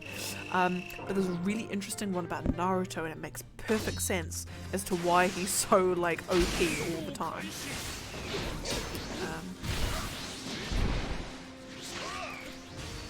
Shinobi Striker is another one I haven't played, and more so not because I just have never got round to it, but more so because generally I'm one of those gamers that prefers the single player. I very rarely do multiplayers or like online games. Like I played like games like Destiny and all that for like a little bit, but more for the story than anything else. As soon as you get past the story and that, I'm like, okay, I'm done. I'm good. MMORPGs being the exception because they've got so much content. You can be going through this and still not have to do anything like PvP or whatever. Anyway, yeah, but no, yeah, sorry. No, I would love a Storm game to create a character. Like my ultimate Storm game, Ultimate Storm 5. If Bandai Namco wants to create the most epic extravaganza ever extravaganza in this, you do the entire story from first Naruto episode right through to the end of Shippuden. Don't include Boruto. And then you just do that whole thing, and basically you play as Naruto and you just go through the whole events, and then you even do the time skip, and then you've got side quests or like side mission. You go to the Hokage's mansion, get your side mission, and it's just like all of this amazing stuff, and it's like super highly customizable, and they've got like collectibles and treasure chests and just like everything. It's like fully open world to a point where it would be like you would have let's say you couldn't go to the Sand Village if story-wise the Sand Village hadn't really been introduced or a thing yet. Like you could only go to the places that it would have made sense story-wise for you to be able to access. That's not to say like after the Sasuke retrieval arc you can just go and do a side quest at Sand Village. Like yeah, you can probably do that because at that point you wouldn't necessarily be blocked from doing it. But yeah, so you just got a giant game and it's going to take you like 80 hours to finish because it's just like everything, and it's just jam-packed with content, and it's going to be like Skyrim level, and it's just going to be amazing, and I love it. That is like my OG. And then when you do your free play, so like after you finish the story and everything, you can create your own character, and you can kind of like give them. Also, you could even have it whether you find scrolls that teach you like jutsus of other characters. You can like have a character that does. You can teach them the Chidori, or you can set it so their jutsu is water dragon jutsu or something like that. That would be sick. and their ultimate. Ooh. You could even maybe customize their ultimate as well. That'll be pretty cool. That'll be pretty sick.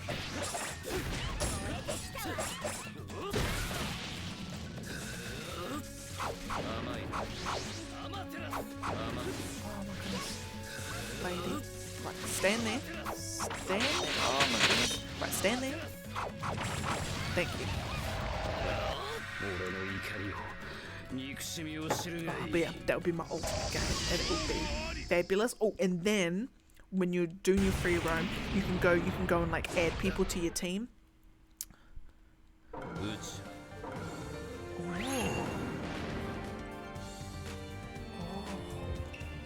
Oh yeah. You could even and that is where you'd have an OG story. So you wouldn't use any like material. Oh, because you could even set it like between Naruto and Boruto, or even just kind of just like artistic license. Just set it whenever you want. That would be cool. Oh my goodness. Oh, or even, oh my goodness. Okay, so you create a character and you start at the academy, and you have to like pass your Ninja Academy exam to then be able to like join a team, and then you can pick whose team you join. Oh my goodness. And then like depending on who you join, could be like your teammates will, there's like a pool of possible teammates, and who they would be could either be based on like just with that particular sensei. They'll have like a set of teammates that you'll have, or they'll kind of like, let's say like as part of the Ninja Academy bit, you kind of have to like pick your specialization. Like, are you going to specialize in ninja tools? Are you going to specialize in like fire style, water style, lightning style, like all of those? Do you have a particular style of jutsu? Actually, no, that'll probably be the case. Do you have a particular style of jutsu that you specialize in?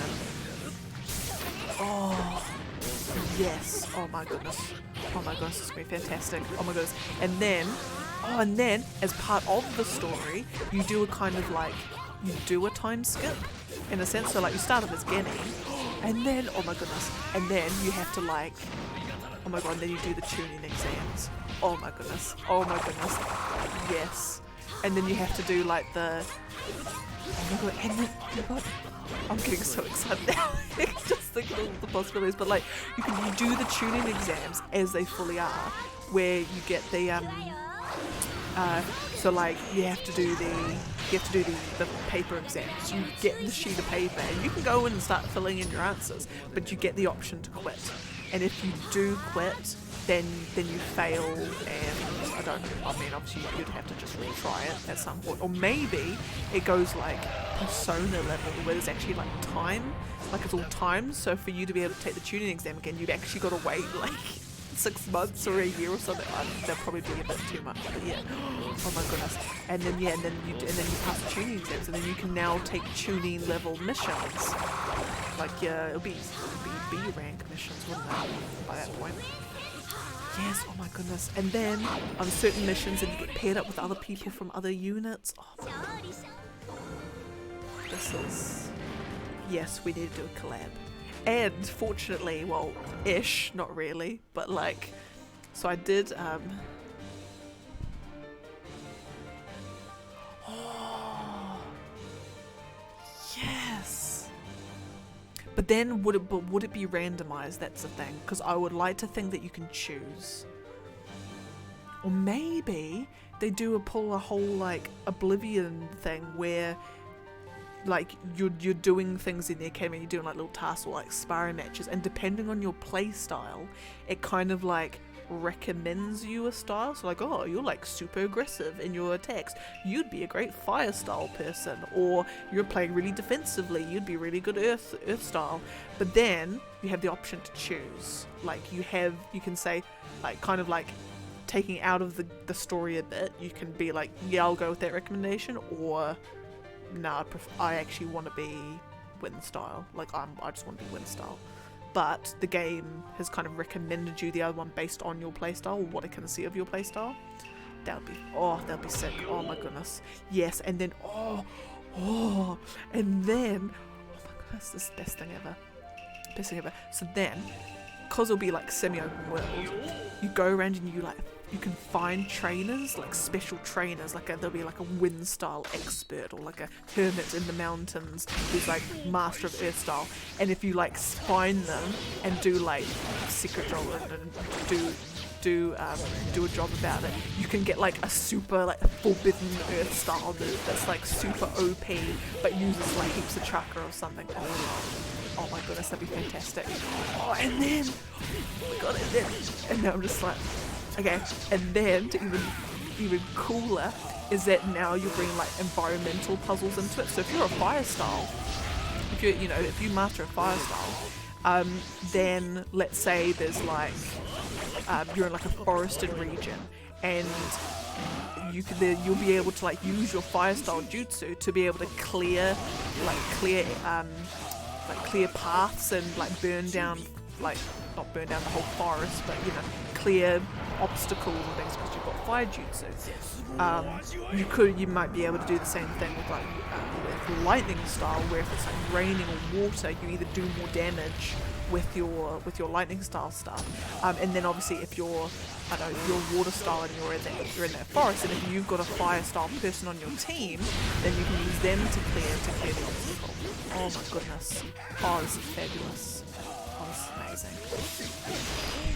I did study game design at university. My degree was in game design, and we did make some like 2D pixel art platformers on Unity, so I could probably, if I tried, get about 1% of the way through to making this game. I'd have to relearn like C# and everything.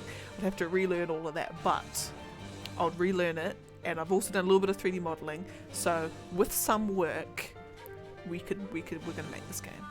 We're gonna make this game. It's gonna be sick. Oh my goodness. In fact, no, what we're actually gonna do is we're just gonna write all our ideas down, and I'm gonna post it. I'm gonna post it to Bandai Namco and be like, yo, if you made this game, you've got $1 million guaranteed. Like $1 million, you're gonna sell out. The game's gonna go like, it's gonna go wild. It's gonna get 10 out of 10 reviews on everything because you just made the best game ever. And voila, done. And then if they want other monetization, if they want their, not necessarily microtransactions, but it's just absolutely ripe for DLC. Like, my goodness, like the DLC options are just insane. Oh, and then, because then, would you have an option to like have like a Kekkei? So could you be an Uchiha? Could you be a Hyuga? Could you have whatever Haku's, whatever gave him the ice style? Like, could you learn that? Could you be like a part of the Kaguya clan and have like bone powers? Oh my goodness. Oh no! My screen!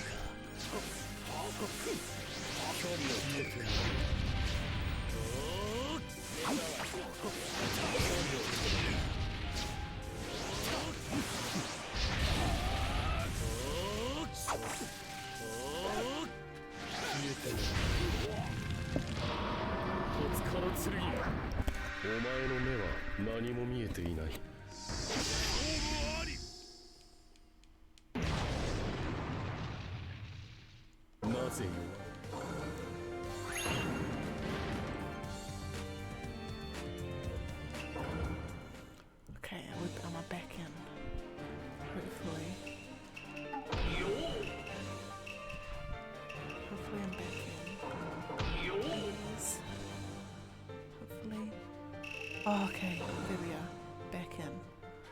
Oh, I'm so sorry about that. So, I probably should have expected as well. Our internet at our house, for whatever reason, I don't know why, and I still haven't found out why. In fact, I probably need to call the internet company. It will just randomly, at probably like every 4 hours, just cut out for like 10 seconds. And what it does is, of course, if I'm streaming at that time, it just like, it kills the stream for like 10 seconds, 20 seconds. So I do apologise. But we're trying to actively get it fixed. But for some reason it just keeps happening. So it's kind of like it hits when it hits, but hopefully it doesn't hit all the time. And it generally only happens like once, probably every like 2 or 3 streams. Yeah. Yeah. So I do apologise. But in fact, I'm trying to remember what I was talking about. It was like, would your character? I'm just trying to think how it would work story-wise. Oh, maybe it would work story-wise if it was set like way back, like when the village was first founded, when the Leaf Village. Oh, I'm just trying to think. Would you have the game set? Would you have the game set? No. Would you have?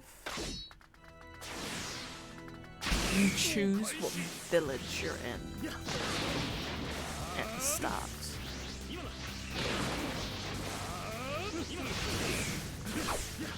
I know, yes.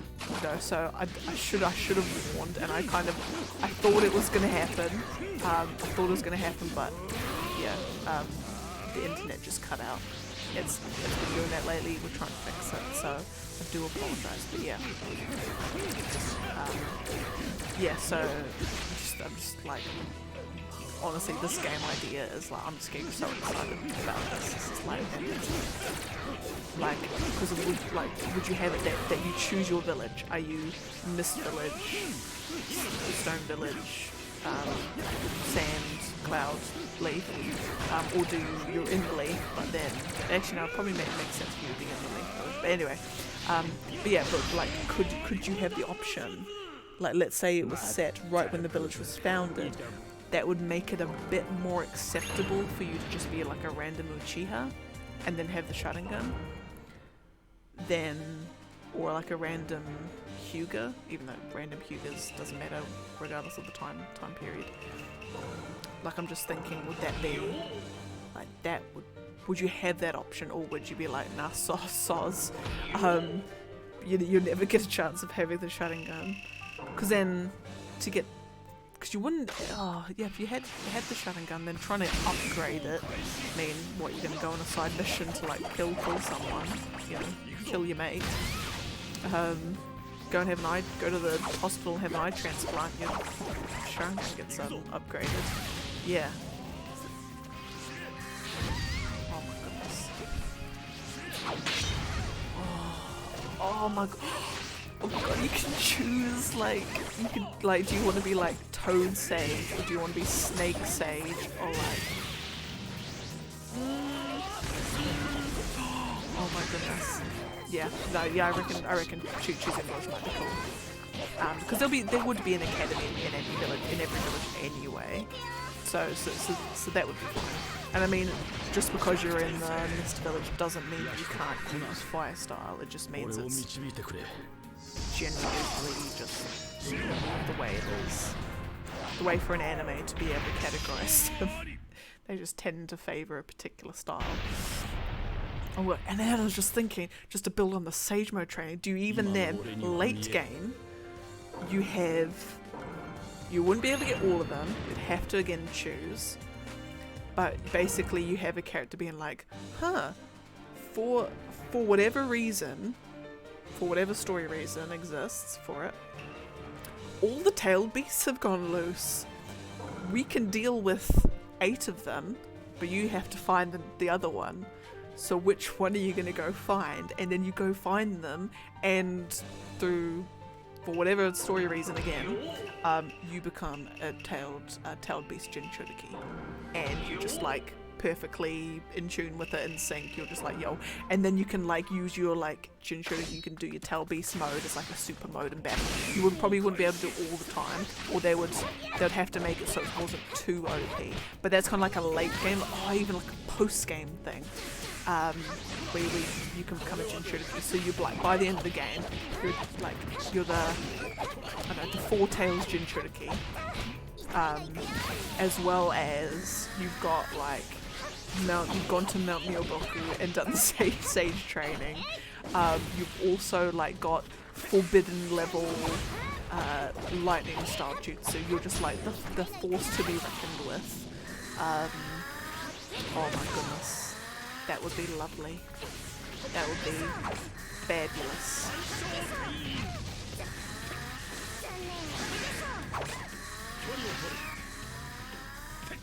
Oh wow.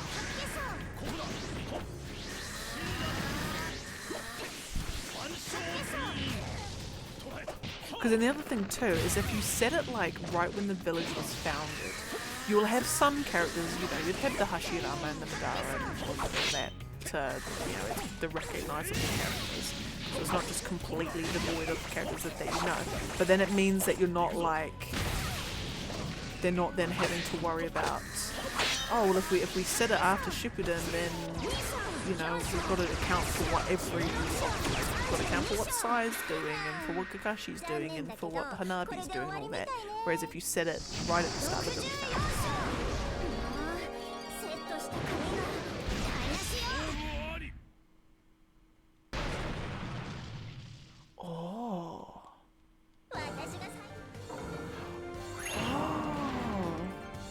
Now that you say it, what if it's almost like a, I'm just trying to think what would be good comparison to other games. So there was a game called, I never played it, my dad played it for about 20 minutes and then all I've ever done since is watch a speedrun of it, but there was a game called Breath of Fire Dragon Quarter, and it was a weird game.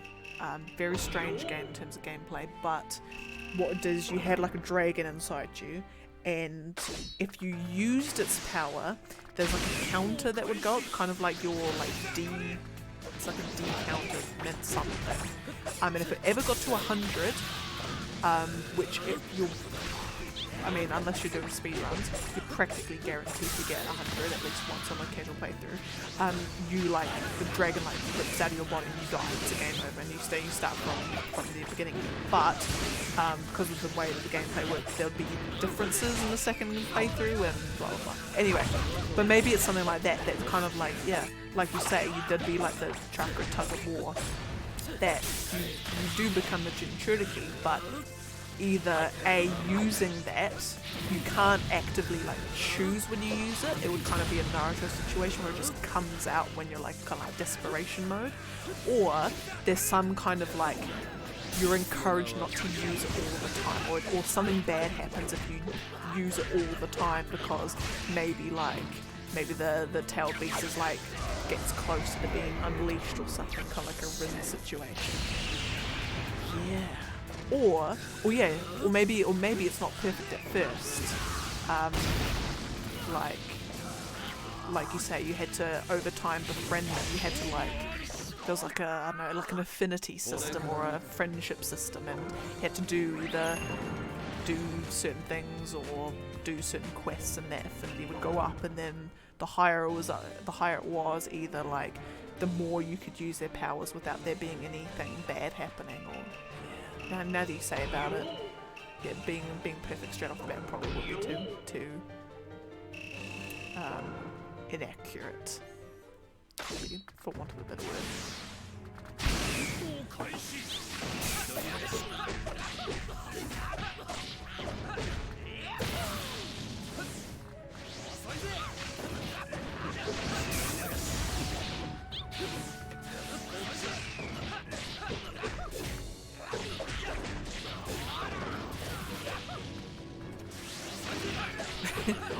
Like, probably, but I'm gonna write this all down, and I'm gonna post it. I'm gonna do a moist critical and put like a $10,000 bounty on this. I'll be like, here is what we want, make it happen. Whoever makes it happen, I will give $10,000 to. It will probably cost more than $10,000 to even make the game in terms of time, but if you can make this game, or even just like 10% of it, like even just like 10%, just going through the Ninja Academy, like just make that and you will have made 2 people very, very happy.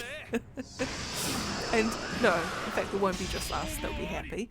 We will have like opened the eyes. We will have shined the light showed the light to thousands more fans, and they will be like, oh my goodness, I didn't even know I needed this. Like, it's not a case of whether they needed it. Like, no, not a case of whether they wanted it. They've realised that they need it. Like, it's a need. It's not a want. It's a need. And I'm like, I'll send them an email, and oh my god, I'll do like a GoFundMe or a Kickstarter. Oh, yes. Fabulous. Oh, and then, because what was it? Who was it? I don't even know if it's still a thing. There was Joseph Gordon-Levitt, the actor. He set up a thing, and I cannot for the life of me remember what it was called, but it was almost like crowdsourcing. It was either crowdsourcing movies or crowdsourcing games. I feel like it was probably movies, but I feel like there was something where you kind of like a Skyblivion project or a Skywind, or basically where you get hundreds of like 3D modelers, like environment artists, AI programmers, and they just all work together on a project to create something amazing. So what we'll do is we'll put the word out, be like, yo, we're calling all storyboard artists, we're calling all AI programmers, we're calling all environment artists, combat specialists, anything, and all around general. I mean, you don't even have to be a Naruto fan. We'll do all that work. You just gotta make the game amazing. We need like 2D artists, map painters, the whole works, and then it's just like a 10-year-long project to create. This ain't Ultimate Ninja, it ain't Ultimate Storm, it's just Ultimate. It's just Ultimate Naruto, or we'll call it Naruto Unlimited. Oh yes. Oh, you could even have it. I don't know all the details around it yet, but what it would be is like, so the end of the game, like the final event, would be some kind of like either like some, I don't know, like a Momoshiki or a Kinshiki external threat to your village or something comes, and it's like gonna be world ending or blah blah blah. And who comes and helps you, or what you have of like what resources you have available, who you can have in your team, whether other villagers even come and help at all, would all be affected by what you did in the game. So like your village like relationship. So you could have done a quest, you could have botched a quest, or made some choice in a previous quest that means the Sand Village is not coming to your aid.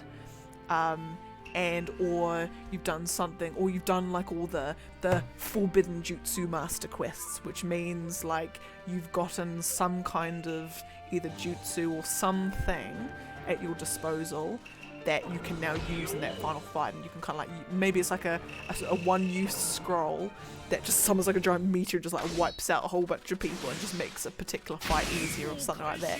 Or some of your like squad mates have special abilities or not, and whether you've upgraded them or not will show like how useful they are. Kind of like a little bit like, I'm just trying to think what other games like it.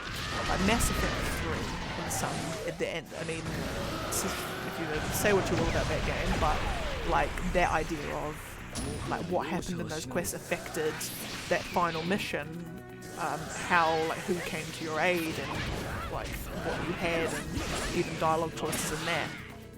Like, yes. Oh my goodness. Fabulous.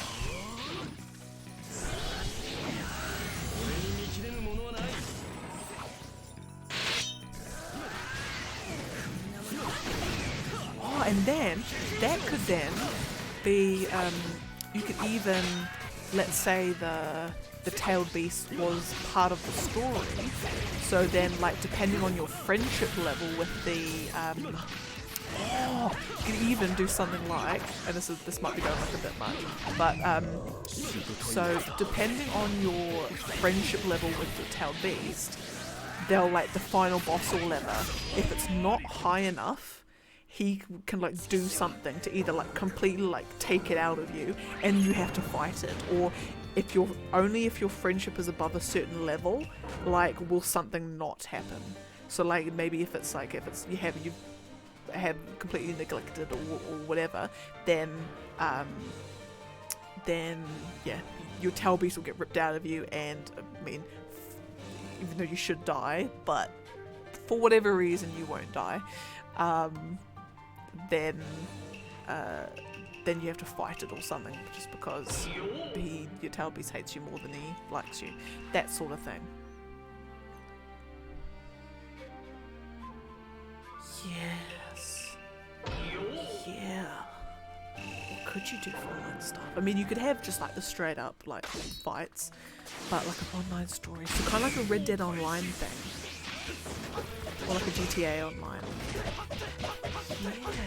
And you can either import your character from the game, but there would have to be some kind of like, maybe there'll be some way of like it wouldn't be so OP and whatever. They'll have some way of balancing it. Oh my goodness. Yes, you do a Red Dead Online thing. Oh my goodness. And you can like, maybe not necessarily like villages, but you can kind of like instead of like guilds or things, you can have like you create your own clan. Maybe you can give your clan a name, and that like becomes someone's surname or something. I don't know. Yeah, and it would be fully open world.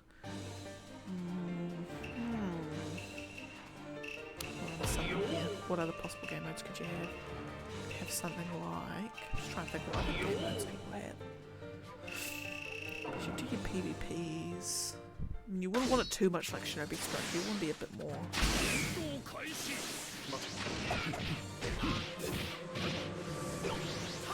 You could do like some post-game stuff. Oh, that'd be interesting.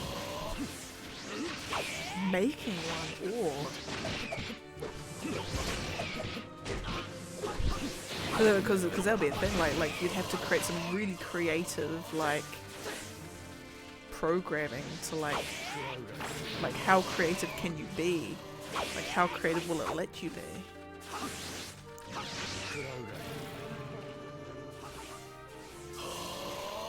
Or maybe kind of like a, if you think about like a bit like class specializations, like you start off as a healer. Oh yeah, I think the obtaining the ones would be good. Yeah, so you can like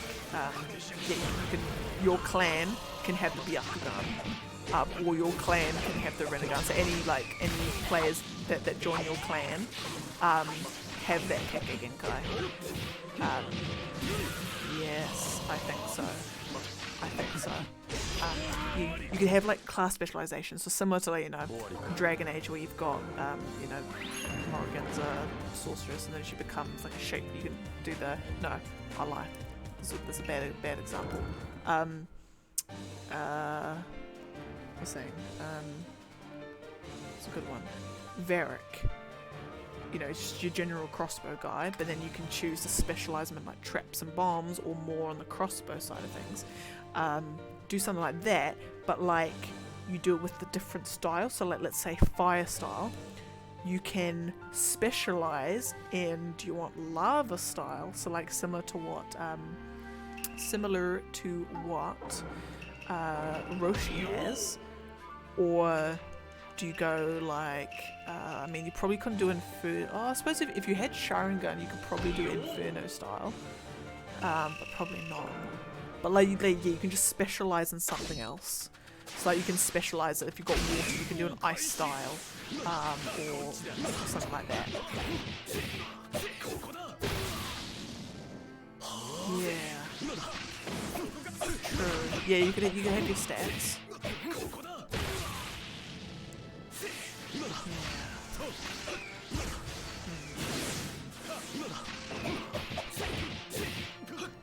There'll be the balancing thing that we really like. I suppose that's the hardest thing of anything. Like, how do you stop one specialization or one particular build style not being so OP that it's just like oh, if you just want an easy time, we'll just do this.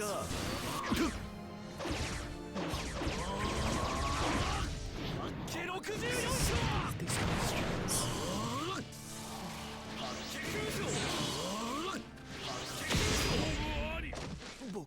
Yeah, different roles. Yeah, which I suppose you could probably, because you could make it that like your style, so your fire, water, whatever, doesn't affect your role, but you obviously you can specialize. So if you decide to be a far more defensive player, then yeah, you can. There'll be like kind of like in Final Fantasy 14, how you've got your job, your role, so whether you're a tank or a DPS or a healer, and obviously your class within that, but then there's like certain abilities that are like that all the classes will have because they're all tanks or all healers, and then they've got their different ones, so it'd be something possible like that. This is actually set like an RPG. I mean, hey, is that what it should be? Is that what the world is needing? A Naruto open world RPG, like an MMO? Is that what the world? Is that the secret to the world's issues right now? Is that like COVID will no longer be a thing once this MMORPG comes out? World peace will happen. World hunger will end, cost of living will decrease, you can eat how much you want and not get that's what will happen in these ways. We have unlocked the key to it all.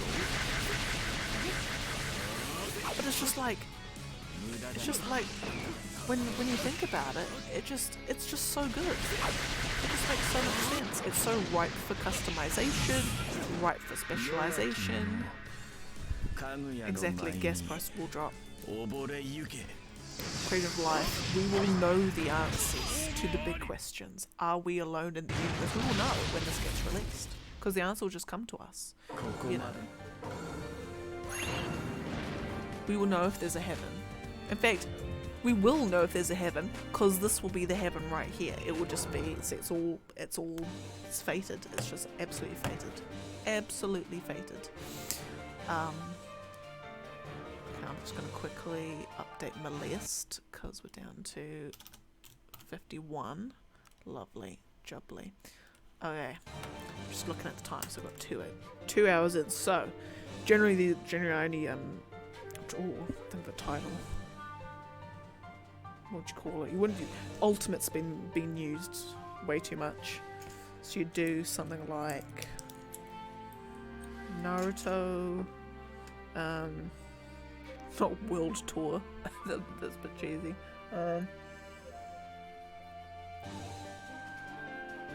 Naruto.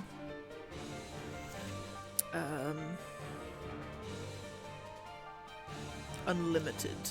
Nah. Something. I'll think of a title. I'll have it by the next stream. Yeah. So, but just on that note. Looking at the time, I actually haven't had dinner yet, nor had done anything after I've got home from work.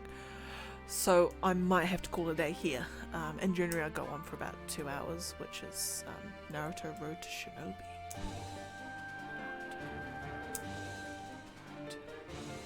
Something. Possibly.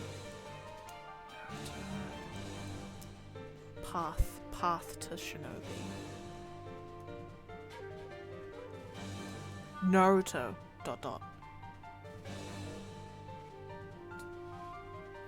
Your ninja way, or something.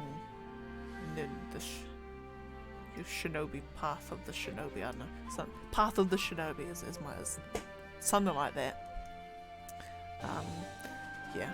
But anyway, I'm gonna have to call it a day here, unfortunately.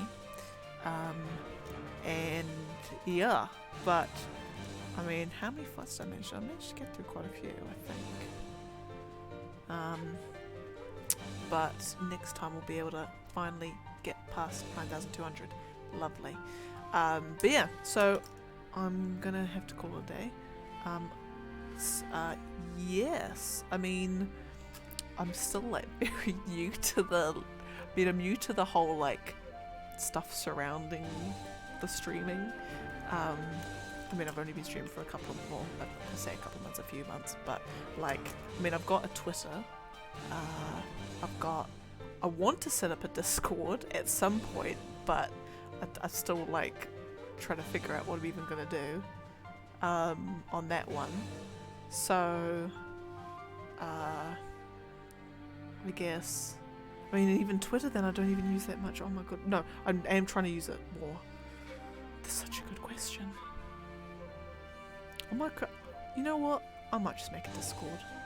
Good, yeah, because I know how to make. I know like how to make one. I know the buttons to click to make one, but it's like the how do I make it a good one? It's just that. But I suppose that probably comes over time. So how about that? I'll make a Discord, and I'll put the link up on my profile once I've made it, or the name of it, or something. And yeah, and if you, I mean, technically I've got a YouTube channel ish, but all it is, I'm just chucking up these videos, like the full uncut streams, just for archive purposes more than anything else, and also because they take up a lot of gigabyte space on my computer, so I need somewhere to shove them off to. But yeah, so I mean, I'll have all links and everything. I think actually no, I've only got the link to my Twitter on my profile. I'll update my profile on this on Twitch. What should have all the links to stuff. But yeah, but you'll be, to be honest, you'll probably be my first like follower, add a friend on any of those. So, but yeah. Anyway, enough the sob story. So, oh well, don't you forget. I've actually got like a list of things that I've been like collecting of things I've got to check. So there will be one of them. I'll give you my opinion next time. Yeah, so okay, so that's what I'll do. I'll create a Discord, try and put some pretty pictures in there, and I'll just put the other links up on my thing. And I'll probably, because I do want to like redo my overlay thing, just jig things around and make it a little bit nicer, whatever. And I'll probably end up putting links on there, or like, you know, the links that appear, just how other people do it. It makes it look pretty. Again, I'm still in the learning process. It's a long process, but I'm getting there. But yeah, but anyway, so check back then. So tomorrow I won't be streaming, and Saturday night I'll be streaming, and Sunday morning New Zealand time, I'll be doing day 30 of this. So that'll be the next Naruto one, and it'll just be some other bits and bobs in between. It's like Spider-Man and a couple of other things in between. But anyway. No, you have a fabulous night too. Thank you very much for the chat as well. I'm now like so hyped about this game. I kind of just like want to write all these notes down so we don't forget it, so we can like look back on this, and so I can email Bandai Namco. But yeah, no, thank you so much for it. It's been great. Yeah, and I'll catch you all in the next one. Yeah, I guess that's it. So I'll create some stuff, create some more socials, and I'll see you all around. Have a good one.